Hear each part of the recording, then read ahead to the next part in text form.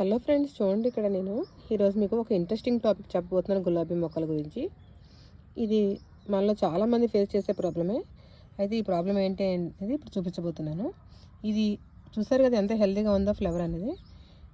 మొక్క కూడా చాలా హెల్తీగా ఉంది, ఏమి ప్రాబ్లం లేదు. చూడండి, ఇది చాలా గ్రీనిష్గా ఉంది, మొగ్గలు ఉన్నాయి, చాలా పువ్వులు ఉన్నాయి.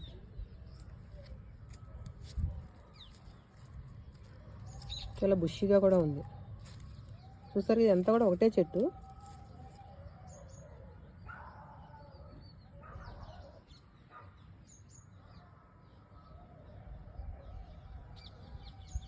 అసలు సమస్య ఏంటంటే, నేను చాలాసార్లు మీకు చెప్పాను మన గ్రూప్లో.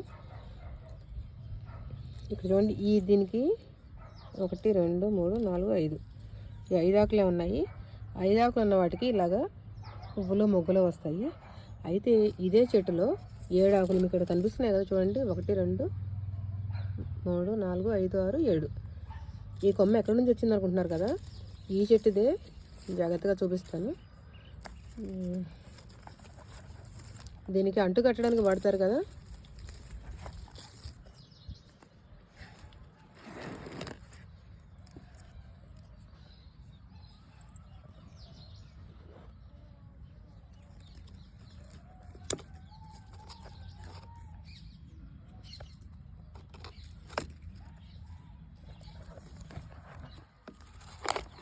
ఇప్పుడు చూడండి క్లియర్ కనిపిస్తుంది.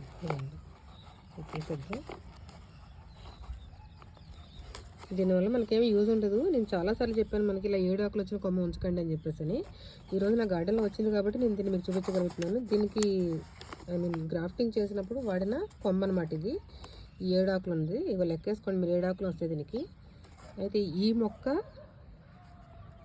ఇది ఇలా ఫ్లవర్స్ వచ్చి ఇలా ఉంది. ఇది ఇంత చిన్నగా, కానీ 7 ఆకులు వచ్చిన మొక్క ఎంత బలంగా పెరుగుతుందంటే చూడండి, ఎంత పొడుగు వెళ్ళిపోయిందంటే. ఇంకొన్ని రోజులు పోతే ఈ మొక్క డెవలప్ అయిపోయి ఇంచుమించుగా 5 ఫీట్ వెళ్ళిపోయింది. దీన్ని చివరి చూడడానికి మనకి మళ్ళీ ఇలా మొగ్గల్లాగే నిజంగా వస్తాయేమో పువ్వులు అన్నట్టే ఉంటాయన్నమాట. కానీ ఎక్కడా కూడా పువ్వులు రావు. ఇలా పెరిగిపోయి మెయిన్ ప్లాంట్ని డ్యామేజ్ చేస్తుంది. సో దీన్ని మాత్రం ముందు మనం తీసేయాలి. దీనివల్ల మనకి ఏం ఉపయోగం ఉండదు. జస్ట్ ఇది వైల్డ్ ప్లాంట్ కాబట్టి దీన్ని అంటుకట్టడానికి వాడతారు, స్ట్రాంగ్గా ఉండడం కోసమని. అయితే ఈ అంటుకట్టిన గ్రాఫ్టింగ్ పార్ట్ కింద నుంచి మొక్క రావడం మొదలెట్టిందనమాట.